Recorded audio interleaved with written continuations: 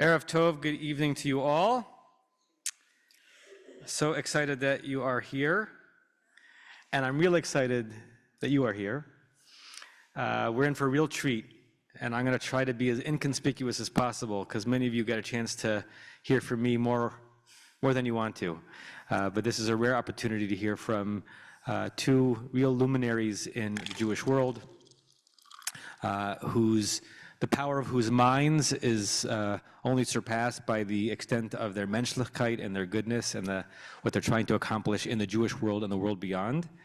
Just to read to you a little bit about who they are, and then we'll get right into it.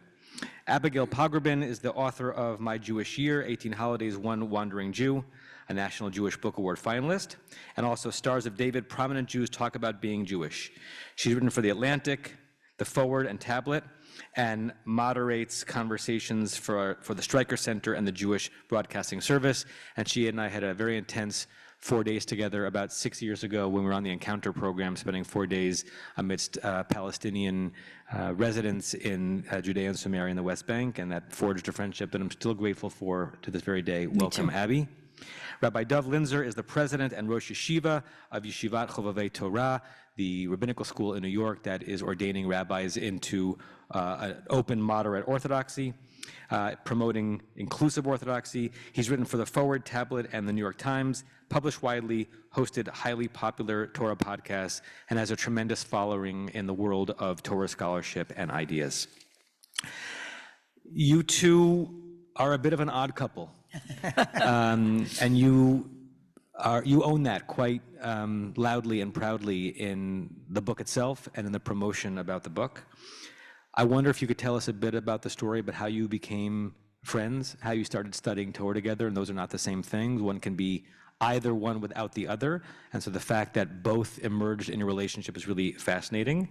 Bring us into this narrative. Abby, why don't you start? Okay. First of all, it's great to be here, and thank you all for coming out on a weekday night in a very intense week. What are you talking about? Nothing happened.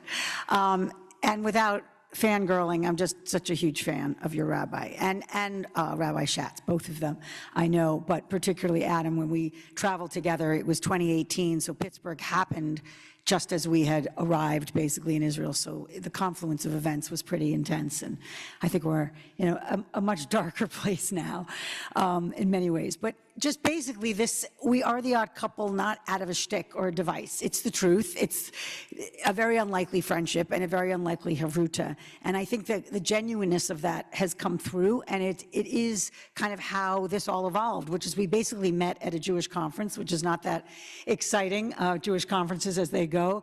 But this one was kind of an unusual one. It was convened by the Jewish Week. Some of you may know that newspaper. Sadly, it doesn't exist quite as a newspaper anymore. There are still columnists and an online presence. But they used to convene something called The Conversation. Did you ever go, Adam?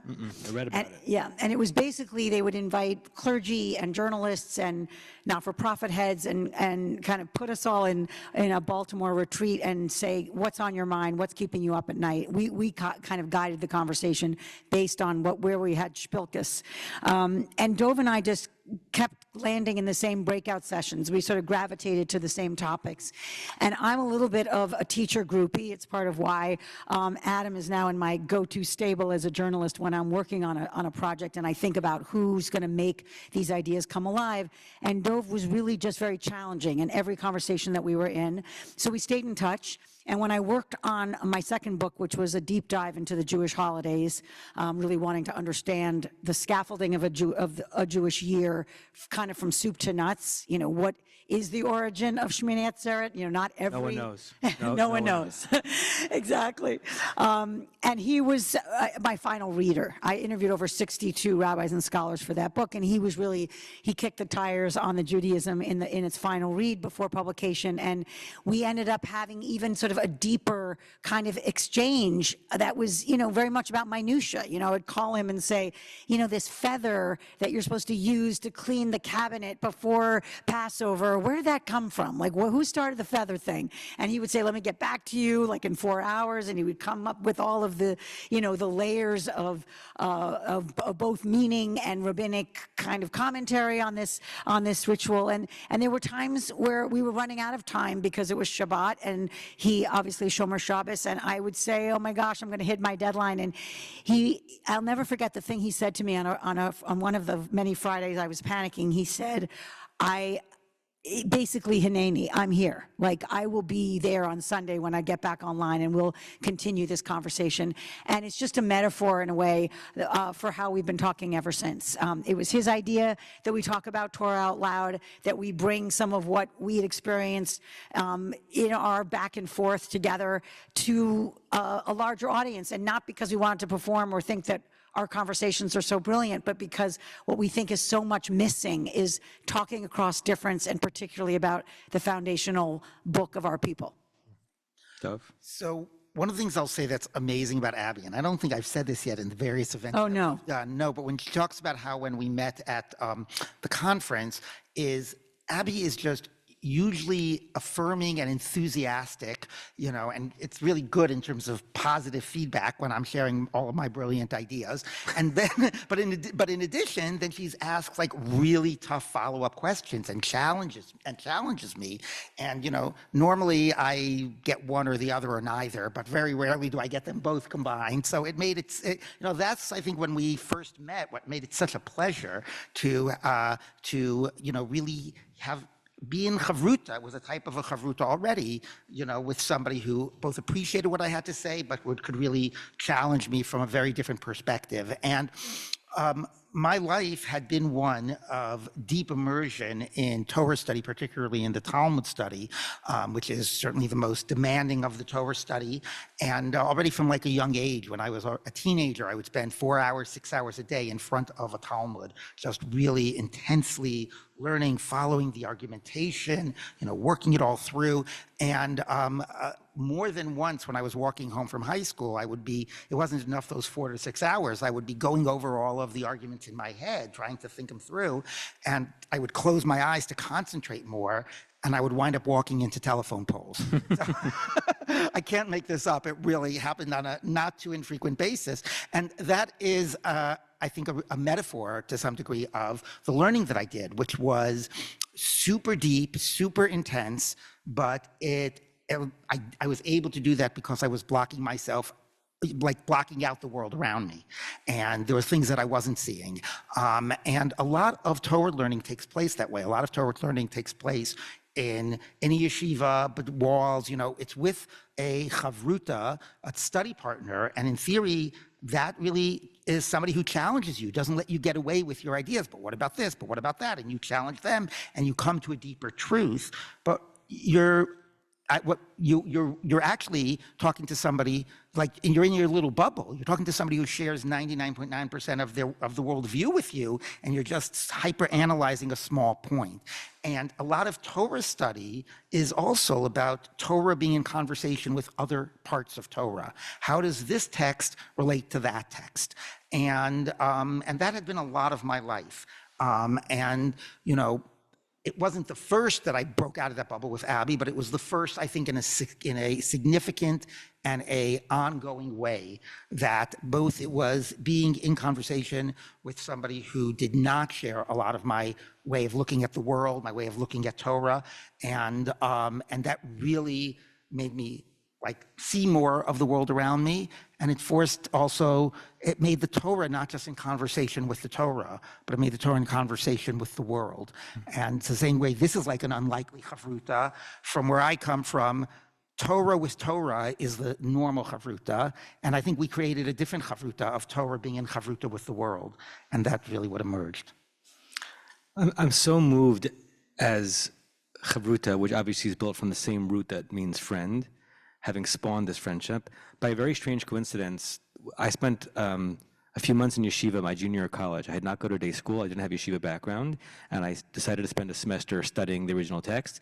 And by weird coincidence, the first day that I was in Yeshivat HaMiftar in Efrat, they were in the page in Masechet Kiddushin that has a description of chavruta, of two people arguing at a gate and scuffling and at each other's throats, and it's almost a violent image, and then they break through the gate, and on the other side they embrace. And that was, by providence perhaps, the first text. I was literally studying my first day in yeshiva, and it seems like there was probably a lot of sacred grappling between the two of you and a deep friendship that emerged. And one of the many remarkable things that I find about both of you is that you do a type of empathic listening, which is rare in our society, listening not only to retort, not only to push back and to defend, but listening to really take in the other one's full reality, which means that you probably have a pretty profound understanding of the other person's Judaism, which is very different than your own. Could I ask either of you, each of you, to describe what animates your chavruta's practice, belief structure, and commitment to Jewish life and practice? I'd love for you to praise or at least describe the other one's Judaism. You want me to start? I mean, I think what's extraordinary about Dov, in addition to his encyclopedic knowledge, and that's not, false hyperbolic praise, it really is kind of extraordinary, which doesn't mean he doesn't have to look things up. But just the facility is uncanny, and he's known for that, by the way. He did college in a year, right? Am I right? They now have a Dov Linzer rule at his school. You can't do that anymore. So that's not just daunting as the learner, the journalist, the questioner that I am. I have, believe me, and I'm not saying this with false humility, I have authentic humility that I'm coming at this without smicha, without scholarship, without having done anything like the two people on my right and left have done. What I hope I channel is many Jews in this country who sometimes have assumed that ship has sailed in terms of, am I entitled to this document? Am I entitled to this conversation? Do I even know where to start? And what I would say is extraordinary about Dov's Judaism, in addition to everything you would assume, which is that he prays 3 times a day and keeps kosher strictly, and obviously Shomer Shabbos, and is, even when we're traveling now, it's a conversation and maybe a book by itself. It's really been interesting to go to Reform synagogues with him and to go to Orthodox synagogues. I mean, we're discovering how we move through the world. We've never traveled together. We've barely had a meal together, frankly. We do everything differently. The food, the travel, the fact that I can leave after an event on Saturday and he's going to have to sleep over. I mean, these aren't hardships, but they are differences. And I would say that one of the other things that was fundamental that I realized as we were going through this book is not just his generosity. And he was never like, let me teach you, oh, Reform Jew, about this thing that you're starting at A when I've been at M. His questions to me were genuine. I felt like he actually did want my take, and that when I pushed him on something, often because I didn't understand it or I was kind of coming up against something that I couldn't reconcile, he felt like it was an important pushback. It wasn't just for the sake of Abby stamping her foot and saying, I don't get this, I don't like this. There was kind of a respect and a tzimtzum, if you know that term, to like, you have something here to offer. And it's part of what I hope is the message of this book, is that obviously that's not a Pollyannish kind of approach. Everyone is entitled to this book. And it's the reason why it is endured, I think, is because we find ourselves in it. The last piece I would just say that is a major gulf, but has to be acknowledged, is that he feels obligated to this text in a way that I don't. I feel like it's a sacred text. I revere it. I have to wrestle with it, but I don't feel commanded by it. And I saw that he does. And that means that often in our conversations, he had to get to the good outcome. He had to respect or embrace or be able to have sort of the moral of the story had to be positive. Where sometimes I just was like, that's never going to be positive, and I'm never going to see kind of the good outcome of this parable or this verse or this moment. And that's just an interesting impasse to see going through it. Well, thank you. And I will say that, I think that I didn't know a lot really about, we knew each other through our conversations. You sort of mentioned Chavruta can have a study partner without being the friendship. And our friendship developed over the years, but I think I really started more fully understanding and appreciating and seeing sort of what animates Abby and Abby's religiosity as this project really continued. And Abby, you know, I'll talk about you in the third person if that's okay. I'm not going to look at you, but anyway. But Abby has a just a really profound thirst for Jewish connection, for Torah, for Jewish community, and also a profound work ethic and commitment. Like sometimes, you know, you can have that thirst and say, oh, if only I had, you know, had the privilege of a certain background or of an education, it's too bad. But I mean, you have devoted your life to your Jewish path, and by bringing, you know, really the professional life, the first book that Abby did about Stars of David was part of an exploration, conscious or subconscious, of her own Jewish identity by speaking to all of these famous Jews about their Jewish background, their Jewish knowledge, their Jewish identity. And it kept on, you know, moving from there. All of the interviewing and the moderating that she does with these major Jewish figures. I mean, you're a lifelong learner. Everything that you do, I see, in your professional life is a form of learning Torah and learning Yiddishkeit and connecting Jewishly. You know, and I would say that, now I lost my train of thought, excuse me. You were talking about how great I am. We were talking about you. You know, oh yes, I wanted to mention two things I think significant, which is the deeper I got to see this in Abby, I was reminded of what Rambam Maimonides says about the mitzvah to love God. You know, we're reading the Parshas Lech Lecha, and Abraham, God speaks to Abraham and says, you know, Lech Lecha, go to the land. And then in those opening verses, it says, he went and he called in the name of God, and he went and he called in the name of God. And there's a verse in the prophets that says, Abraham, my beloved one, the one who loves me. And Maimonides says, what is love of God? Love of God is you are so passionate about God.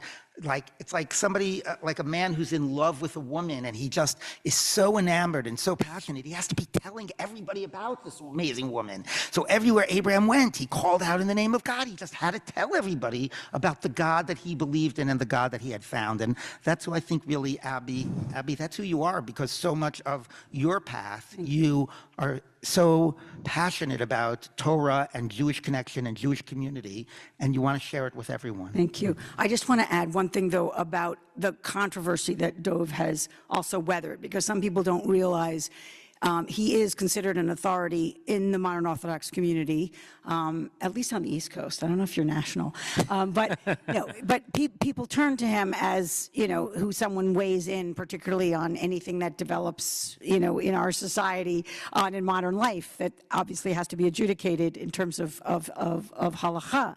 But when I was working I did a piece for New York Magazine on the first ordained woman in Orthodoxy, Sarah Hurwitz. It was back in 2009. And it was a firestorm in the Orthodox world, an absolute firestorm. I mean, the pressures on, and basically, tell it very condensed, Rabbi Avi Weiss, who was the person who brought Dov in to create and start Chovevei Torah, had decided that he was going to ordain the first woman, and Rabbi Sarah is extraordinary, but it really was groundbreaking to the point of like a bridge too far for many people. And the vitriol was unlike anything I could believe in the Jewish world. What was coming at her, what was coming at Rabbi Avi Weiss. And it was very, I think, a tricky place for Dov. I mean, we haven't talked about this publicly, but I interviewed him when I was reporting that, and I could see that he was navigating it in a way where he had his own red lines. I mean, Chovevei Torah, it just educates men. It's not, even though it is very open and inclusive in terms of finding ways for women to participate and have and be teachers and be part of observance, you know, the lines are the lines, and he hasn't really budged on those lines. But there was such compassion in terms of what Rabbi Sarah was going through, what the women who she was ultimately modeling how they were gonna follow her. And Maharat, which is now, as some of you may know, the seminary for women is 15 years old now, and has 100 and something women in the field. So it's just another way that I have seen him navigate incredibly difficult third rails and do it in a way where everyone still kind of stays with him, in that he's not abandoning anyone, but he's also not abandoning his observance and his Torah. Thank you. Let me sharpen that question, that point a bit, because it's not at all obvious or a given that any or even many in the Orthodox world, for understandable reasons, would countenance, would stomach a deep dive into Torah with someone who doesn't understand the origins or the profundity or the impact of Torah in the same way that an Orthodox Jew would, right? It's not a given at all. It takes a certain amount of courage to do that and not leap away from the orthodoxy that holds you and that you've influenced as well, but also holds you.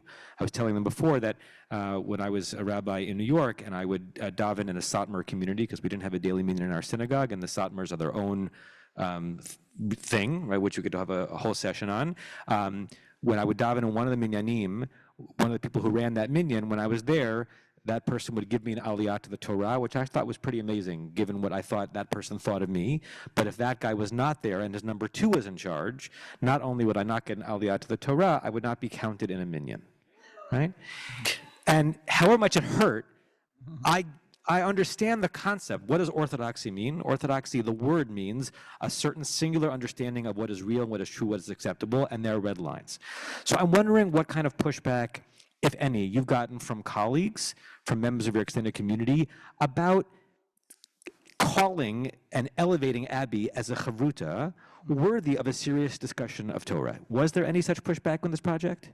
Thank you. Yeah, so, I think that type of orthodoxy that is very much about putting up walls and with a focus on who's out and who has to be kept at a distance and who is a threat. That is why our rabbinical school started 25 years ago, was to be an answer to that type of an orthodoxy. And, the phrase that Avi Weiss quoted, who was the founder of the rabbinical school, was it's an open orthodoxy. The way I like to talk about it is it's one that is committed to building bridges, not to building walls, and that really believes that we have to be open to all people, we have to be open to the world, that we can be, like, if you're coming from a position of fear, you have to build a wall to protect yourself from those threats. If you're coming from a position of confidence, then you want to be engaging, and that we have to be really modeling something different. And the rabbis we put out there, I believe, have really been putting that out there in the world. So I would say, in terms of the question about pushback, I've been spending, getting 25 years worth of pushback for the rabbinical school that I had, because of so many in the Orthodox community that don't believe in any of the types of ways we are connecting to the larger world around us, creating greater space for women within the synagogue, within religious leadership, open to LGBTQ. Again, we have to navigate certain understandings of halacha, but as much as maximally possible, believe in engaging in the other denominations. So I've suffered a lot of attacks and grief over the year for exactly that. So I think that most of the people that would have attacked me for this have already attacked me and given up on me. So, so there was nothing left to say. But what I will say is that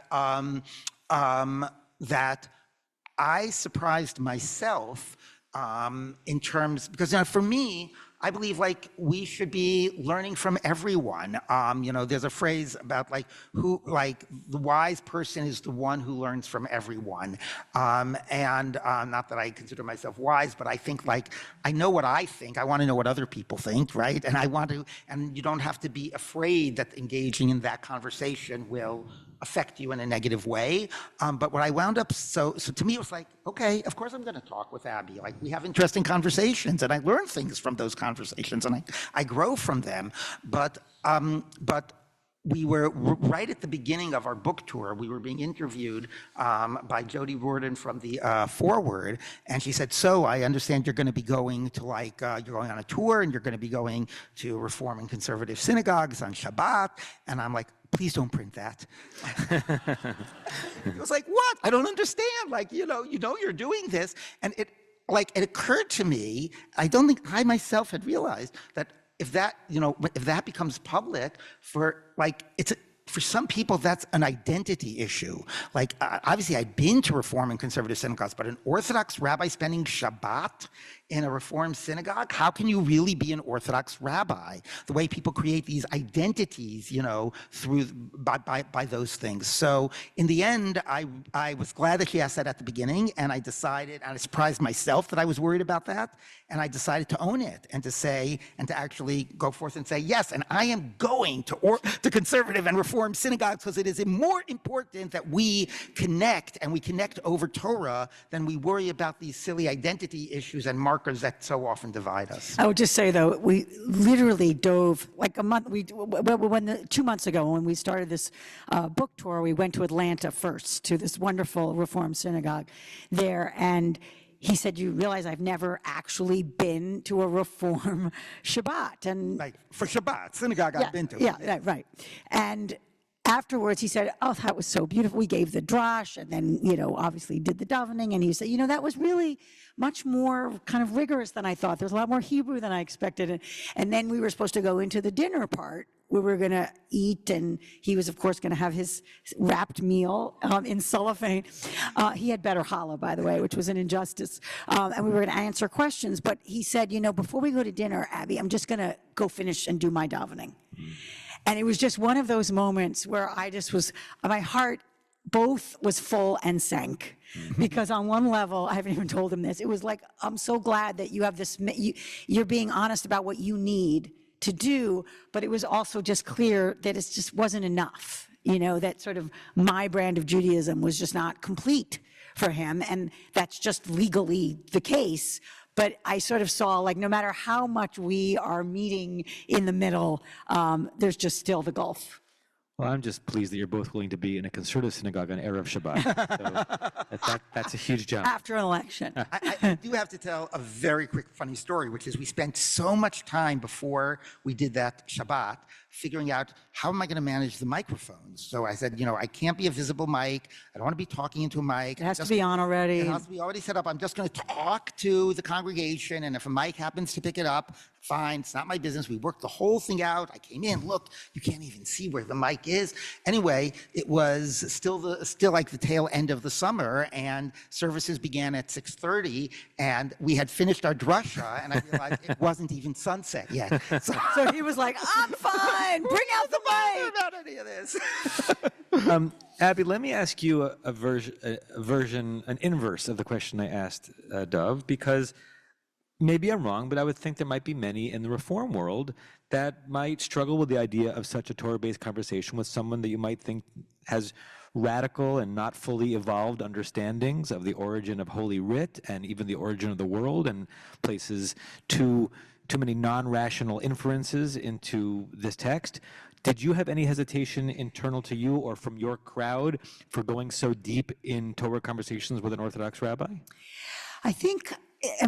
Everyone in my life was supportive. I think they were a little surprised in a way, that because there's a rigor to it, there's a discipline to it, and I am approaching it almost like a journalist, where I'm preparing for these conversations. The way that the podcast worked, which is what we did between 2018 to 2020, that has now been adapted for the book and really lives on the page as the conversation that we had, was, Dov and I would have sort of a preparatory phone call, which was often kind of a little bit of a shouting match of what we wanted to focus on and what each of us thought was kind of fruitful, and where something was interesting, and where usually I said, "That's not as interesting as I think you think it is," or I don't really know how we get beyond 2 sentences on something like that. It was a hevruta of itself before the hevruta.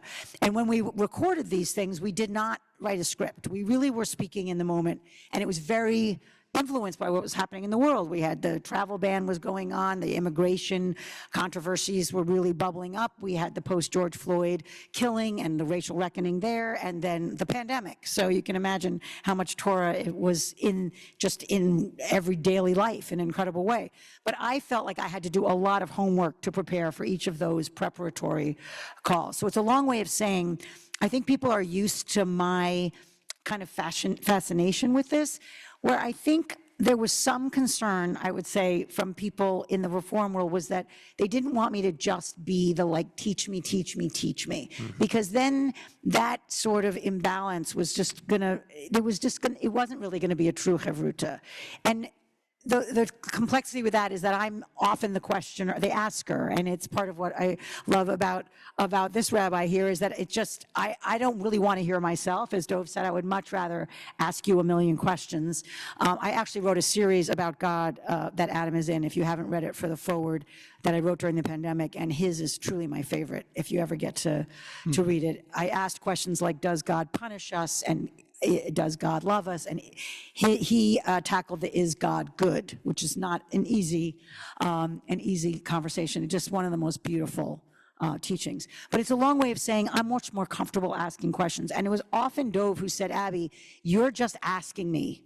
We have to balance this out.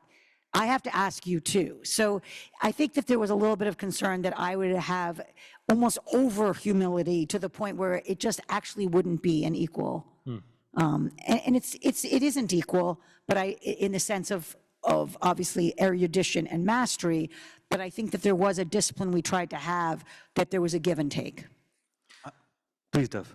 I want to go back to the question you raised about coming from different places in terms of our belief of the text and the divinity of the text, or where it's coming from, and how were those barriers. Because I think what made that possible is, I never sort of said to Abby, well, the Torah says, so God says this, so how could you be saying that?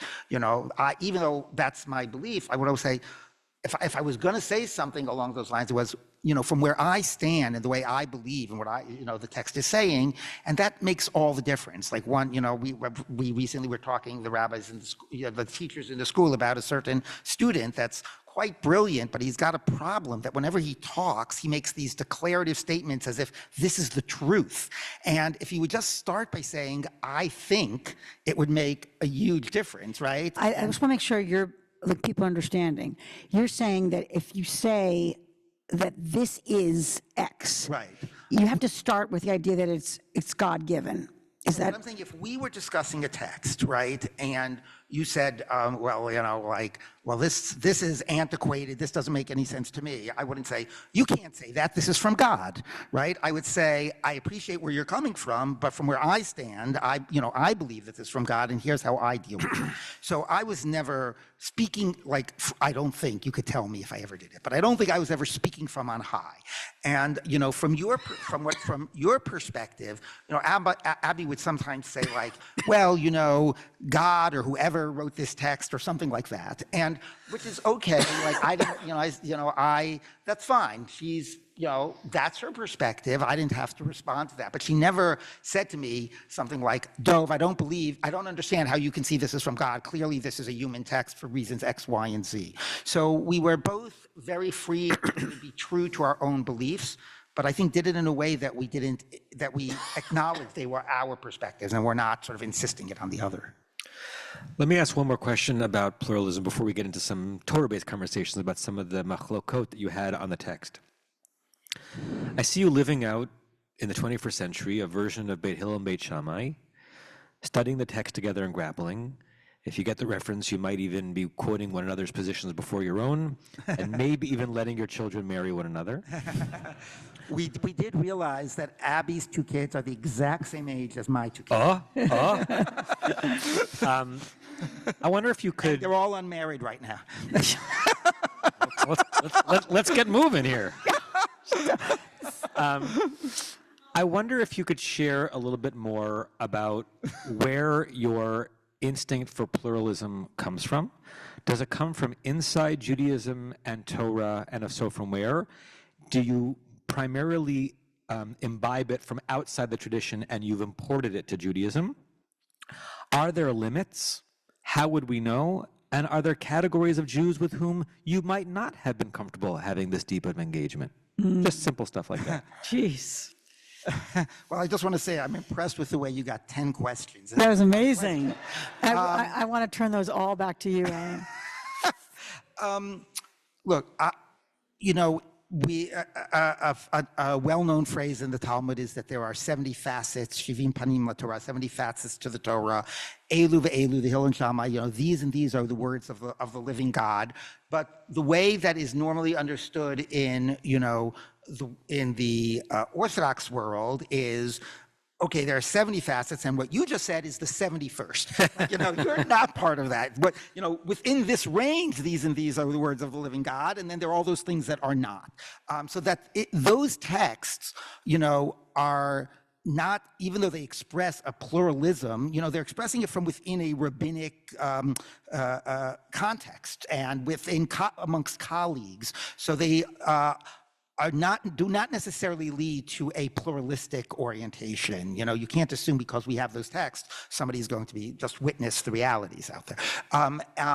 You know, I would say that because you mentioned Hillel and Shammai, Rabbi Yisrael Salanter, you know, who was the founder of the Musar movement, he actually said, how did it work out? As people know, you know, for people who know the Hillel and Shammai, these were these two schools, and the schools of Hillel were pretty much always came up with a lenient conclusion in a matter of halacha, and Shammai always a strict conclusion. And basically what Rabbi Yisrael Salanter, who was very much focused on our character traits and the human personality, he said, it can't just be that the people that happen to be part of that school, you know, logic, like the way analytically they arrived at the decision, nothing else was a factor, and it always came out in one particular way. People clearly had something about their personality that was either more accepting or stricter, and that led them to that type of way of looking at text. And I think the same is true about, you know, a pluralistic attitude. Like you know, I would say for myself, the way I understand myself, that I've always had a certain curiosity and openness towards hearing other perspectives on things. And so I think I think both approaches exist within the tradition, but ultimately I think it's what you bring to it, where you're coming from. Abby? I would just say that this is where the journalism kind of allows me to play in the pluralistic playground, and it's just much more vibrant than just staying in my own silo. And so when I was, for instance, working on the book about the holidays called My Jewish Year, I interviewed the Aguda spokesman, who some of you may know is as right-wing as you can possibly be, Avi Shafran, who became a friend and sat with me and was helpful on that holiday, but probably is antithetical to every way I live my life. And then I interviewed Sharon Kleinbaum, who was the rabbi recently retired of CBST, who's considered the gay synagogue in New York. And that's not just for its own sake. Like, let me go to the left and go to the right. It's more that I do believe that our teachers and our wisdom are everywhere, and we cheat ourselves when we don't mine the Judaism and the wisdom that's in all of it. And we can decide what we discard or not, but you just never know what's gonna kind of ignite an idea or a feeling or frankly the spirituality. And I just think it's so much richer. I love where I am. I'm at Central Synagogue. I love my rabbi, Angela Buchdahl, and the other clergy. But I sometimes, you know, want to go outside those walls to hear and listen. And, you know, I'm one of those people that sermon surfs after the high holidays and listens to whoever has things online or has posted something on Facebook, because it keeps me alive Jewishly. That said, when I was doing a Hanukkah kind of panel, which I thought would be pretty benign at JTS, I invited David Ingber, who you know very well, Bert Vysotsky, who is, you know, a master teacher at JTS, Rabbi Sarah Hurwitz, who is the first ordained rabbi in Orthodox Judaism, Bruce Feiler, who wrote Walking the Bible, and Jill Hammer. I don't know if you know Jill Hammer, who does, how would you describe her? It's sort of hard to... She's a Kohenet. She is a spiritual waif Yes. who lives in another realm. In the forest. Yes. And so I invited Avi Shafran, and I invited someone from Chabad, and Chabad was just and I have a relationship with the press guy there, and he was just clearly dodging. Oh, this sounds so interesting. That's so interesting. Who else is going to be on the panel? Long story short, I asked Avi Shafran, and he wrote me this unbelievable email that I quoted in the book. And it basically said exactly what you were saying, where you were saying that to dignify another rabbi, any of those people, as being authentically a Jewish leader is something I cannot do. I cannot walk on that stage. And it was just one of those moments where for all of my pluralism, it's so wonderful, everybody's a teacher. It was like that gate just came down. It's like, no, Abby, that's the red line. And it was deflating to me, and I am naive there. I just thought, really, you can't be in conversation with these people? Do you have no red lines? That's a good question. That's for my Jewish therapist. I have difficulty being with someone who actually thinks that women just are not ever going to have, it's not even just equality in a feminist way, it's Jewishly. It's like you're just never going to share the space, breathe the air we breathe. And I know when I'm in that situation, and that's hard for me. But I'm still interested in it, but it's where my gate comes down. Yeah. Let's talk some Torah a second. Is that okay, Dov? Excellent. If we haven't lost people. If you Aren't we haven't, supposed to give people food? are we? Not in this sanctuary. If you haven't bought and read the book yet, you'll be able to do so on the way out. And it's really a romp through Torah, which is the source of this friendship conversation. So let's talk Torah. In Parshat Vayeshev, you seem to have a really significant disagreement about Ruvain and how we judge him and his comportment with his brothers. Was he showing tremendous courage in the encounter with Yosef and in that narrative, or did he fall kind of inexcusably short as an older brother and as the Bechor? Can you each share out where you saw that narrative and where you disagreed with your dear friend on it?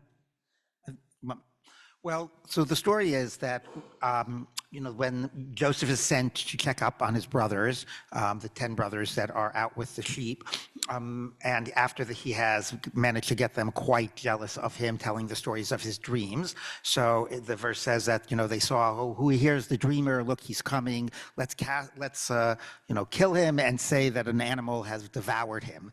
And then it says that, Ruvain rose up and saved him from their hands. I'm pretty much exactly what the verse says. And he says, no, let us not take a life. Let's cast him into, one of the pits and just leave him there.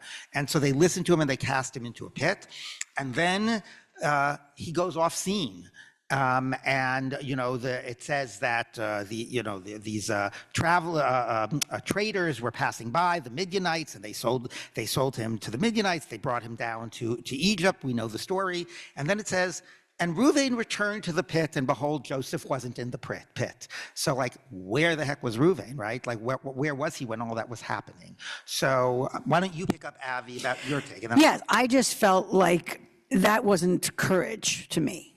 This is your brother, and you're allowing him to languish in this pit where he clearly isn't going to be able to get out without help. And you've been part of this kind of Lord of the Flies moment of abandoning him in this plot. And it just felt callous and cruel. And the idea that Reuven was some hero because he kept him from the worst fate just felt like fairly meh version of bravery to me, and Dov really pushed back. Right. So I think we all agree that Reuven could have done a lot more. And I think the question, and I want to also say that I don't take the approach of, well, we have to make sure that every one of our forefathers and foremothers and every major character in the Torah was the greatest tzaddik. I am completely prepared to say, look at their failings and that the Torah wants us to learn from their failings.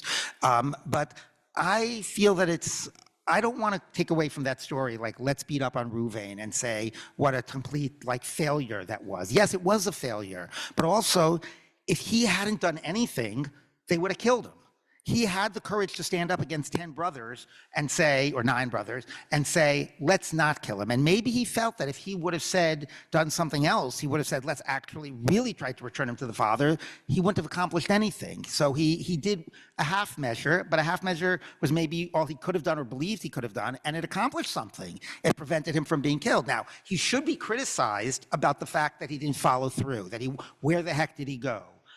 But I feel, I guess, that in a world in which it is so easy to be a bystander and it is so easy to do nothing, like we're better by acknowledging, by praising, look, at least he did something. He stepped forward. It made a difference. He could have done a lot more. But I'd rather that be the message. And would you be proud of your sons? Is that the lesson? I wouldn't be proud of the fact that they walked away, but I would be much prouder than had they done nothing. So, again, I think we can both acknowledge it was something's better something than nothing. Positive and something negative. And the question is, and maybe this is the rabbi in me, I feel we do better when we say, even with his failings, what can we learn? We can learn that in a world of bystander, it's better to do something that's a half measure rather than no measure. I don't know where we get by focusing on the criticism of what he didn't do. Is that also damning him with faint praise and low expectations? Is it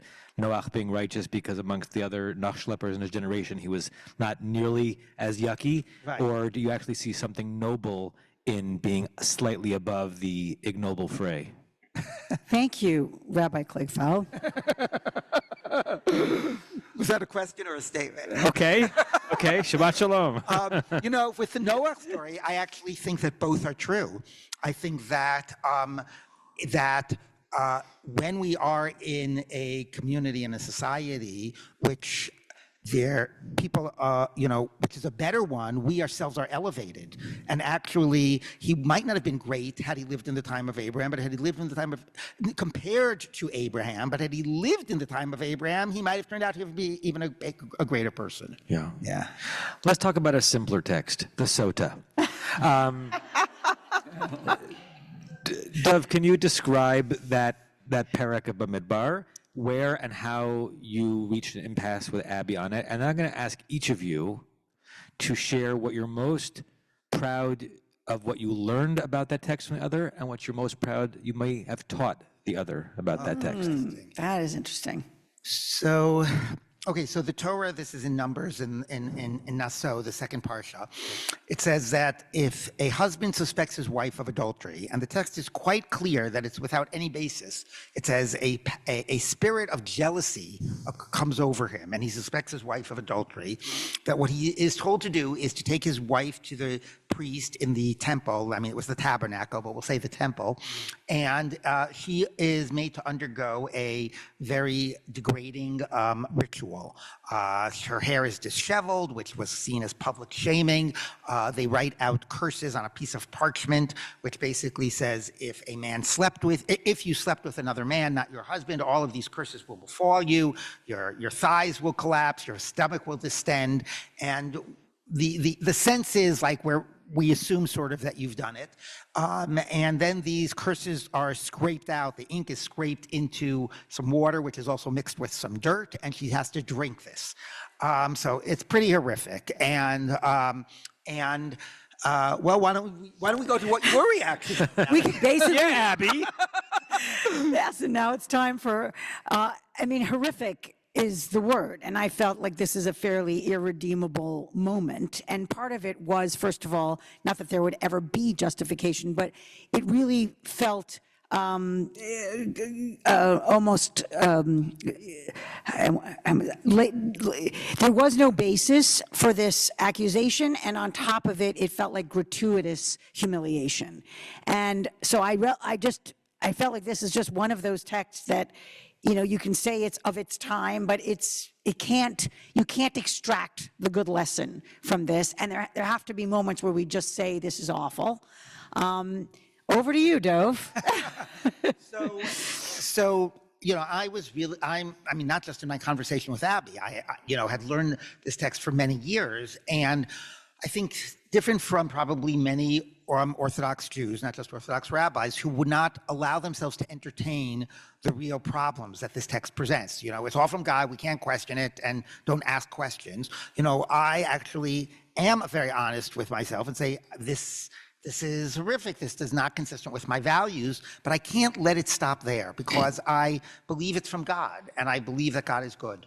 And I have to find a way to both be honest with my own sense of morality and consistent with my belief in the Torah. So how am I going to reconcile it? And that's something that I've asked myself, over the years with this text. And the best answer that I was able to come to for myself was it's based on a teaching of Maimonides, which, again, for most Orthodox Jews would consider this heretical, even though Maimonides says it, but it can be very threatening.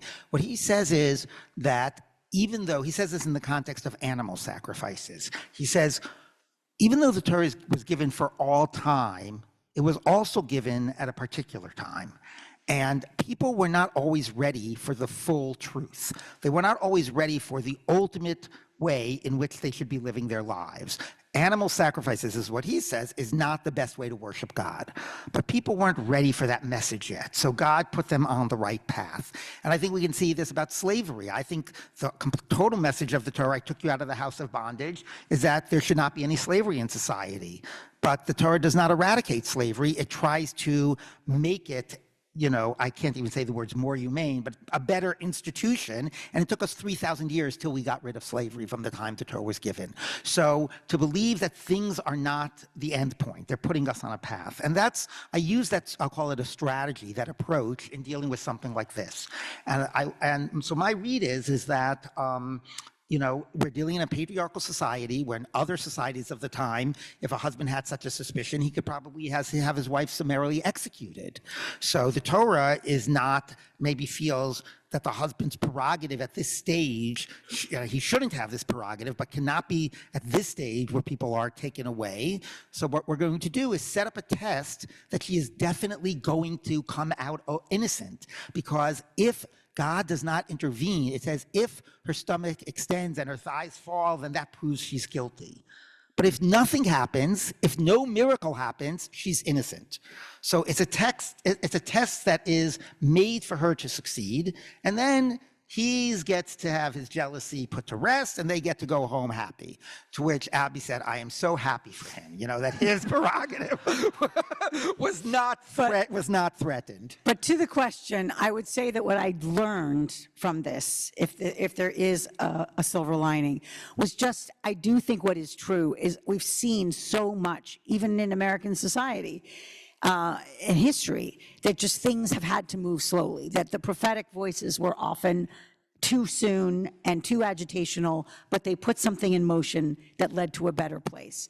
And that sometimes things just really do take that much time. And if I saw this as an incremental step forward, I could somehow get my head around the idea that this was early on in a process to a more just kind of, I don't know how to finish the sentence, but I do understand that things go slowly, and that sometimes the things that are anathema to us, I could look at a lot of things in America that were anathema.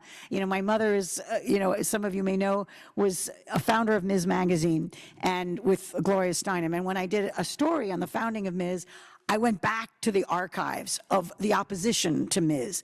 In 1972, and it would shock the conscience what was said about these women about this magazine. It's things I don't want to say in front of anyone young here. It was horrific.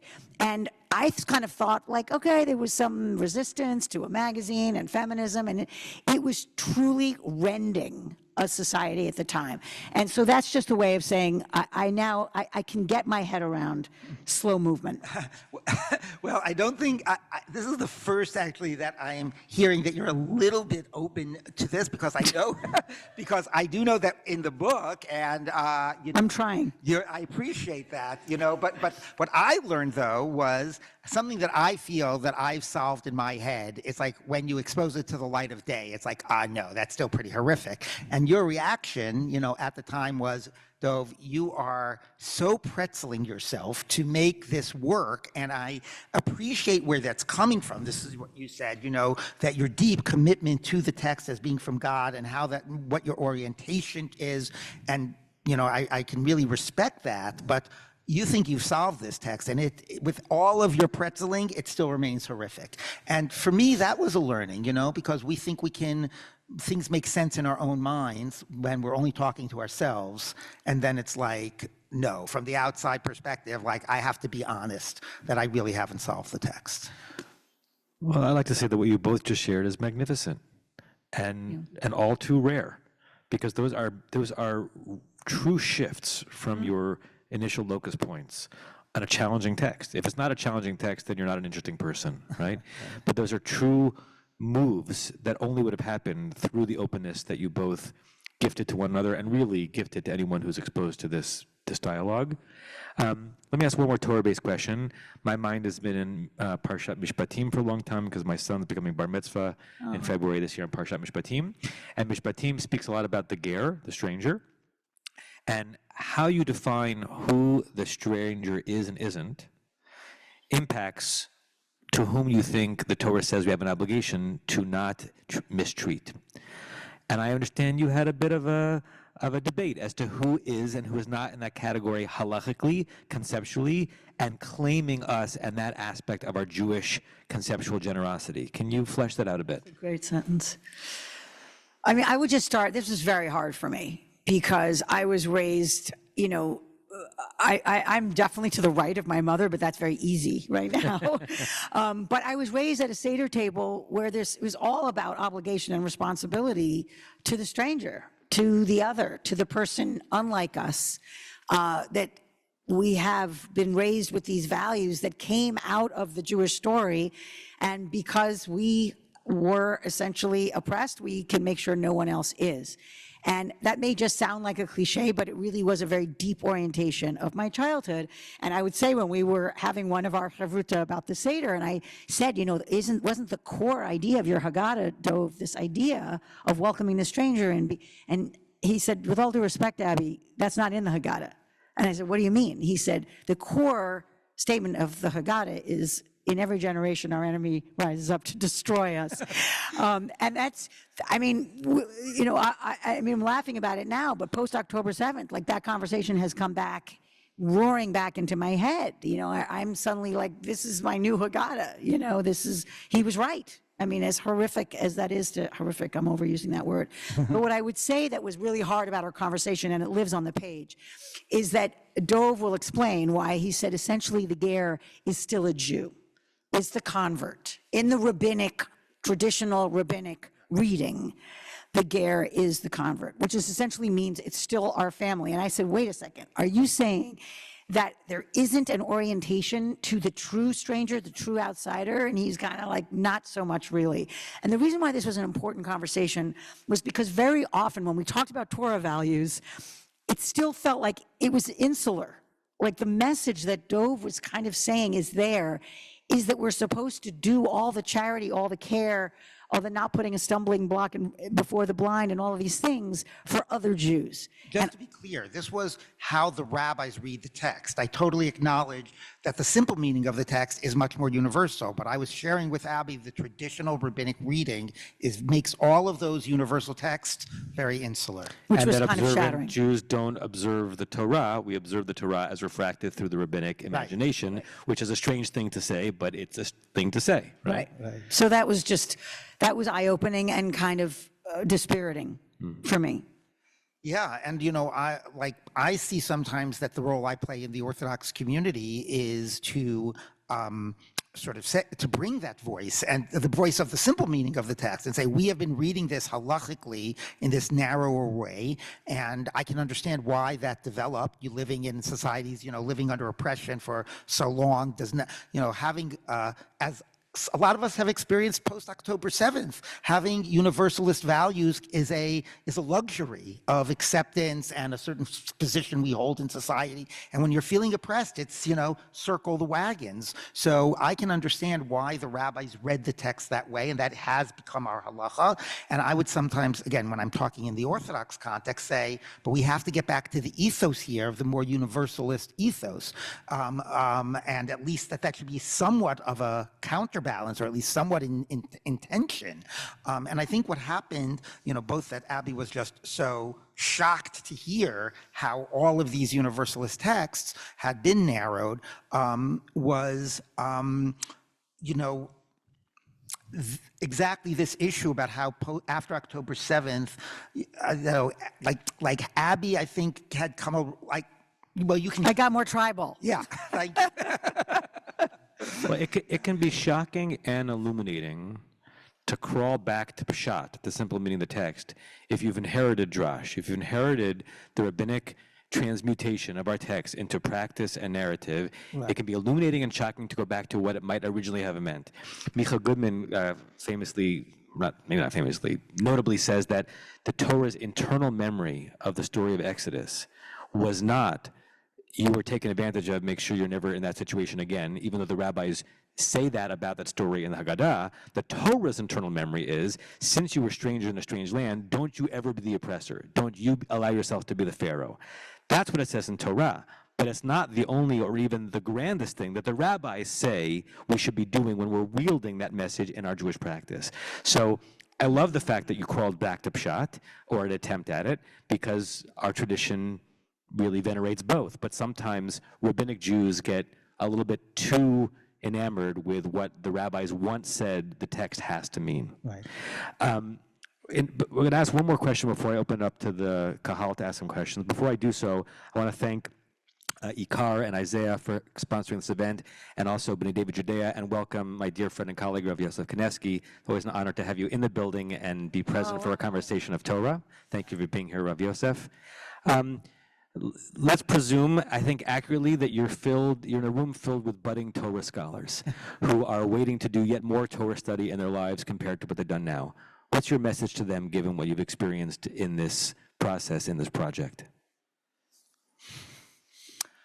I think I would start with, try to find an unlikely chavruta. That to me has been what has been just so rich about what we have done, and really cultivate a sense of a curiosity of moving out of your comfort zone and allowing yourself to be challenged, and someone in which you can have a respectful relationship and will allow to be challenged back.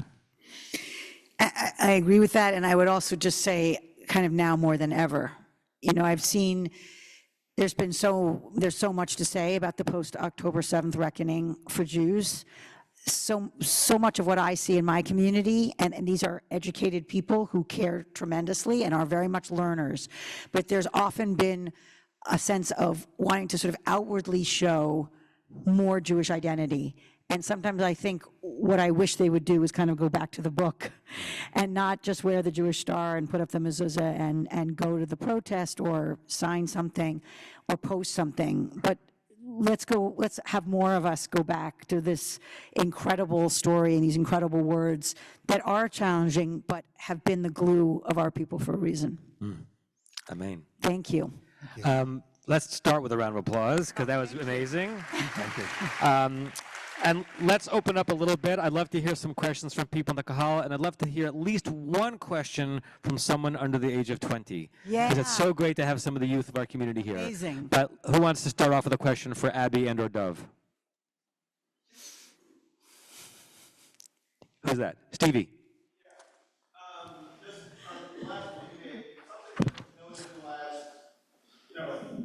Decade or so, but certainly since the last Abigail cycle started in 2020, is a lot of people sort of figuring it out on their own, right? Just getting our scroll shine salts, which is available for free online,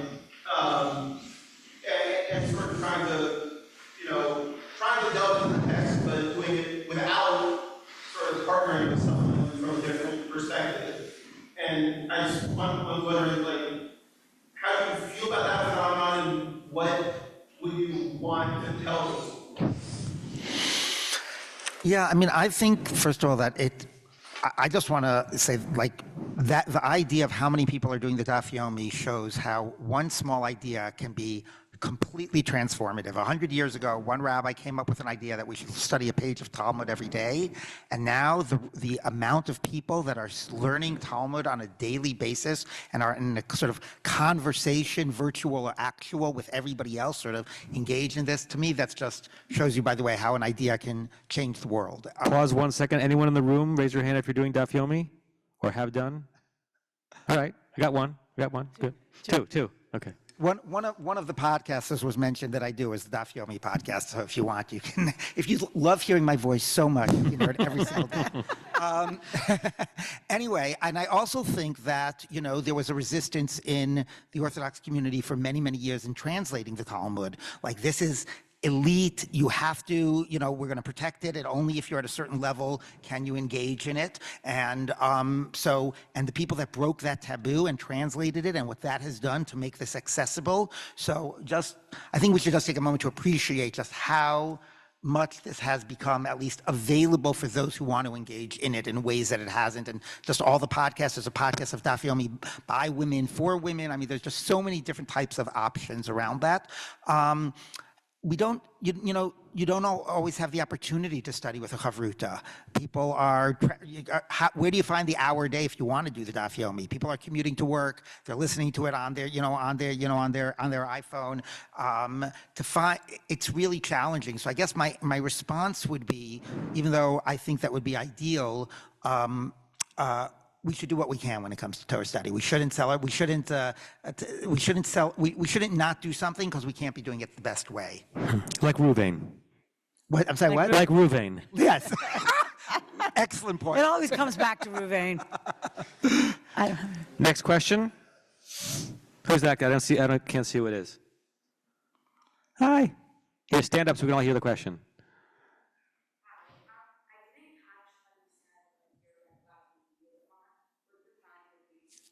What are what in Judaism? Oh, red flags. Or Red lines. Red lines. I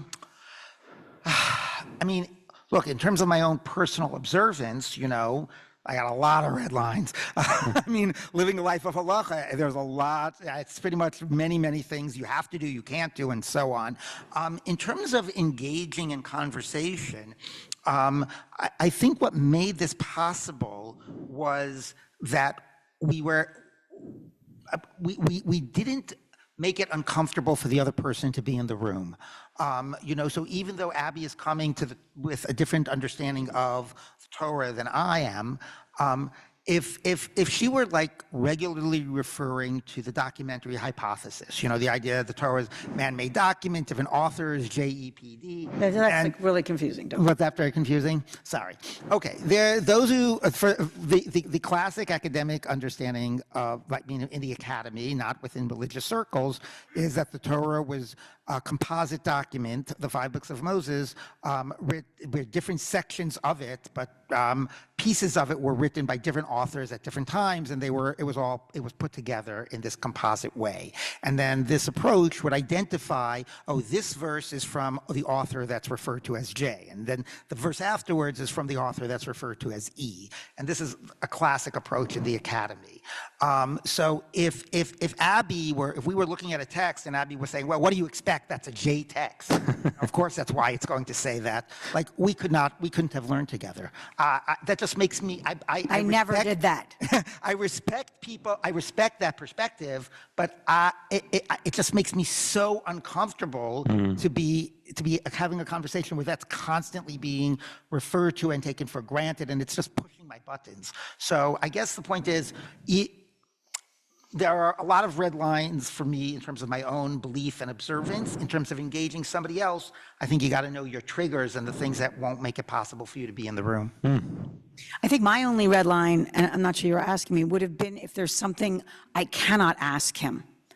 That's where it's the first time anyone's ever asked me that, but I think that's where this just wouldn't have, it's not just that it wouldn't have kind of sung, which it really did, but even when we clashed, I felt like I had permission to ask the thing I really wanted to know. And I wasn't pushing just to be challenging and agitational and provocative. It was because I was really sometimes stuck or really confused or really wanting to ask something.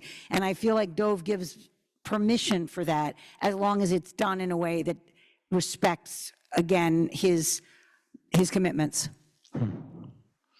Yeah. Is there something that you can say you used to believe, but you no longer believe as a result of this shift? I mean, I can start. I would just say, I really had never thought about what it would mean to feel like every word is divine. Like that is a big idea for me, and that's really new. And I'm still, I just sounded like such a New Yorker. That's really new. I feel like Dove sounds like a New Yorker. You do, right? Not a native New Yorker. Really? He's absorbed. He lives in the Bronx. But I think that it's such a great question. Riverdale isn't the Bronx. Malka. Oh, that's such a wonderful name. So I think it wasn't just new when we were doing this, but it's still something I'm not just wrestling with, but kind of absorbing because that's just so foreign to me. You know, I would say, and maybe it's not exactly answering the question, but Abby made me appreciate some practices in ways that I had not appreciated them before, and actually give me the opportunity, because I meant to say this at the question way at the beginning about the other, you know, our take on each other, you know, about a real. I think sometimes there's a real problem in again, I feel like I'm ragging a lot on the Orthodox community, but but there can sometimes be a problem among some circles where it's like, oh, you know, where I'm religious, you're not religious, and meaning you don't keep my halacha the way I keep halacha. And what I often will respond to that is actually, first of all, what you meant to say was, I'm observant and you're not observant, because you're not talking about religiosity, and religiosity is a real problem, and there are plenty of observant Jews who are not religious and vice versa. But you actually, even then you should say you observe differently than I do. You should not be saying I observe and you don't observe. And I think that because of where Abby comes from, you know, she comes with real intentionality in terms of observance and the way she observes, and some issues, like one of the things that shocks people is when they hear that I don't like tashlich, you know. And You believe that? I'm not sure I would have gone ahead with this program if I knew that, Deb. I mean, that's them's fighting words. Wait a minute. And Abby is like, wait a minute, you're an Orthodox rabbi, you have to do tashlich. And it's late. But not only that, I love tashlich. Right. First I say, it's after the Talmud, it's a late practice, I don't really believe in it. And I was, what are you talking about? And then we realized, not in the book, even in the conversations after, it's because the way, you know, I've always been, tashlich has been done in my community, is very like just say the verses, throw the bread, walk home, and it's very not meaningful, as opposed to the way you, Abby, I like put a sin on every crumb. with real like intentionality. I mean, even when Abby shared with me how she says Moda'ani in the morning, what she thinks about, you know, with the prayers at night, and it made me deeply appreciative of a certain intentionality that I'm, you know, not always part of my practice. Thank you. Two more questions. Ariel. Going back to Rama's commentary on the part of Nasa, if the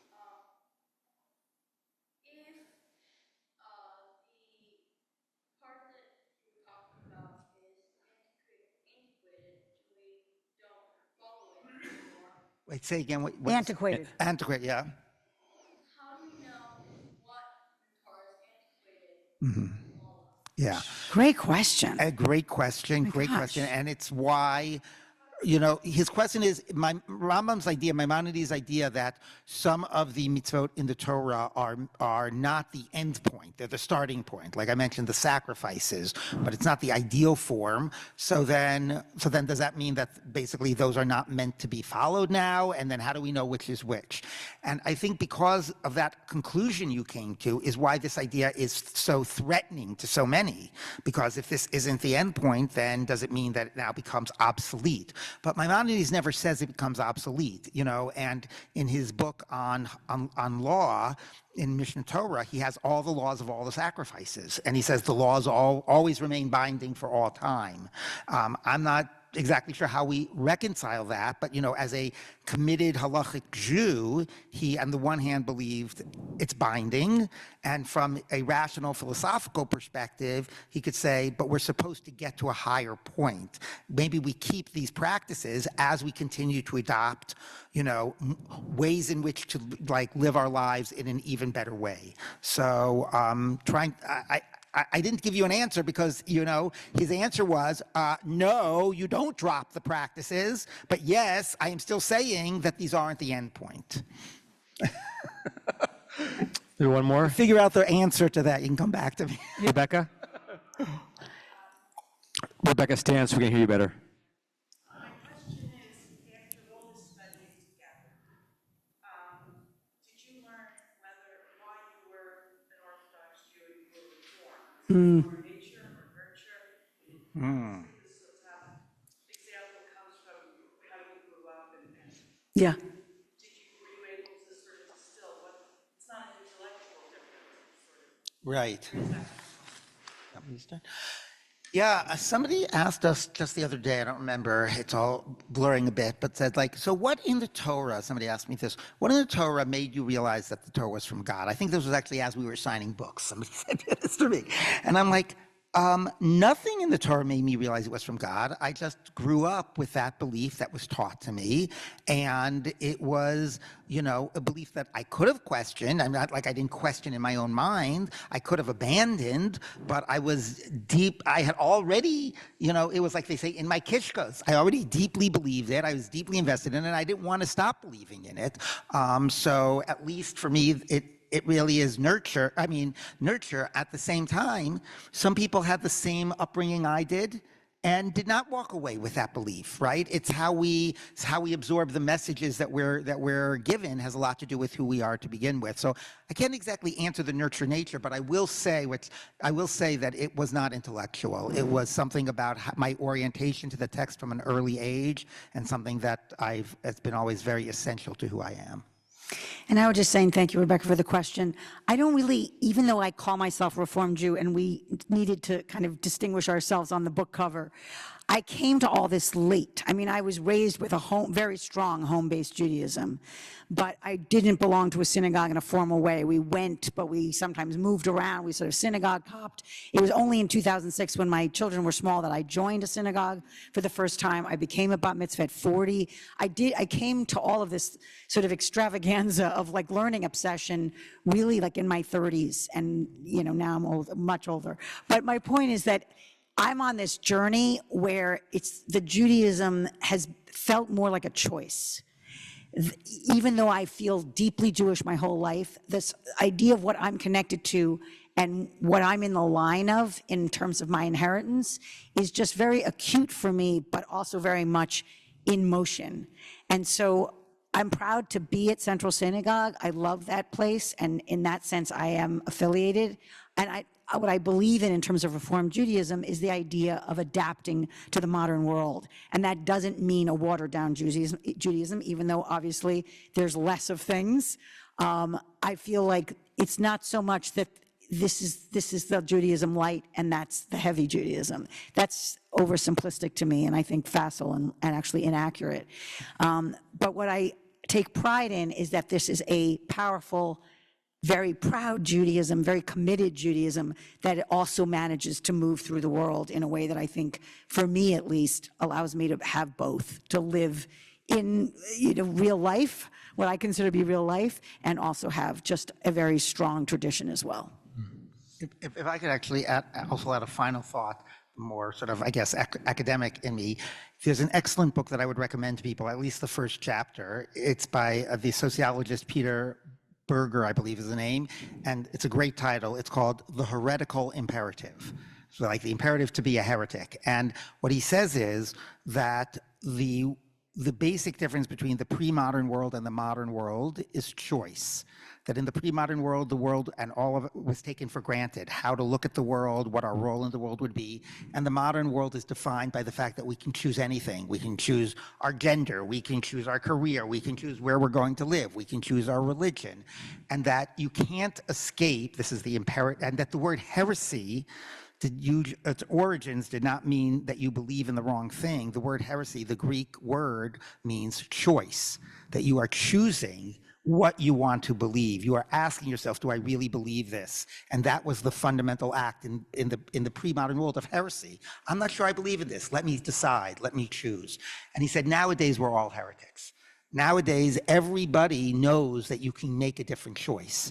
And sometimes I will say to my students, like, if you were to ask somebody, you know, why are you an Orthodox Jew? If you were to ask, right? It says, well, they would say, so they might say, well, because, you know, it gives me community, and this is the way I was brought up, and this is why I choose to be an Orthodox Jew.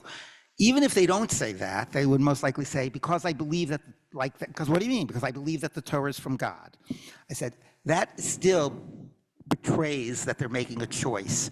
Because if you would ask somebody, or probably even if you have, you know, in the pre-modern world, he says, why am I an Orthodox Jew? Because the Torah is from God.